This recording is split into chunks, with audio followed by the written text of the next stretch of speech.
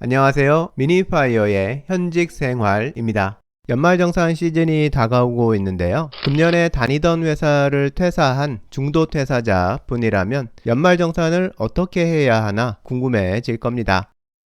오늘은 중도 퇴사자의 연말정산 방법에 대해서 정리해 보겠습니다. 금년에 중도 퇴사한 경우 연말정산은 이전 직장에서 퇴사한 다음에 이직을 했는지 여부에 따라서 방법이 달라지게 됩니다. 이전 직장을 퇴사하고 연말정산 시즌인 현재 이미 다른 직장을 다니고 있는 상황인지 아니면 아직 이직을 준비하고 있는 상황인지에 따라 달라지는 겁니다. 이미 다른 직장을 다니고 있다면 연말정산은 아주 간단해지는데요. 이전 직장에서 퇴사할 때 받아둔 원천징수 영수증을 현재 다니는 직장 연말정산 때 공제신청 자료와 함께 회사에 제출하기만 하면 됩니다. 이후 연말정산은 직장인 연말정산과 동일하고요.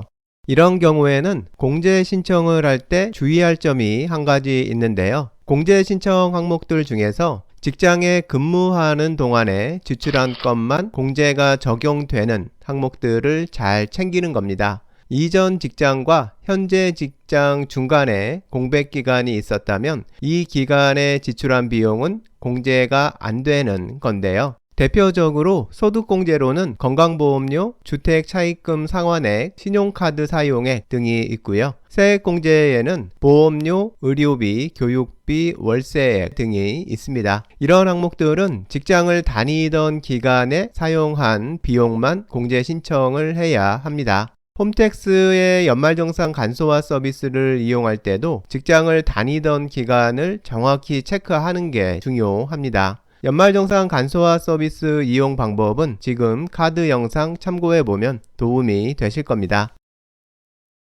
이전 직장을 퇴사한 후 이직을 하지 않은 상태라면 연말정산 시기에는 특별히 할 건 없고요. 다음 해 5월 종합소득세 신고 때 종합소득세 신고를 통해서 연말정산을 한 것과 똑같은 결과를 얻을 수 있습니다. 5월에 하는 종합소득세 신고는 직전년 1년을 대상기간으로 해서 근로소득뿐 아니라 사업소득, 기타소득, 연금소득 등등 여러 종류의 소득에서 발생한 소득금액의 총 합계금액을 기준으로 해서 소득세를 신고하는 건데요. 종합소득 금액을 기준으로 소득공제, 세액공제 항목들을 공제하고 나서 산출되는 세금을 납부하는 겁니다. 직장을 다니면서 연말정산을 한 직장인이라도 근로소득 말고 다른 소득이 있다면 반드시 해야 하는 신고입니다. 이런 종합소득세 신고에서 신고자의 소득이 퇴직한 직장에서의 근로소득 한 가지밖에 없었다면 종합소득세 신고가 곧 연말정산하는 것과 같아지게 되는 겁니다. 종합소득세 신고를 근로소득 한 가지로만 신고하는 방법은 지금 카드 영상에서 확인해 보면 도움이 되실 겁니다. 퇴직을 할 때는 기존 직장에서 원천징수 영수증을 꼭 챙겨서 나오는 게 편리합니다. 이직을 할 경우에는 더더욱 그런데요. 이미 떠난 회사에 연말에 다시 연락하는 건 별로 유쾌하지 않은 일이니까요. 퇴직할 때 받지 못한 원천징수 영수증은 다음해 4월 홈택스에서 다운받을 수 있어서 5월 종합소득세 신고를 할 경우라면 홈택스에서 받아서 사용하면 됩니다.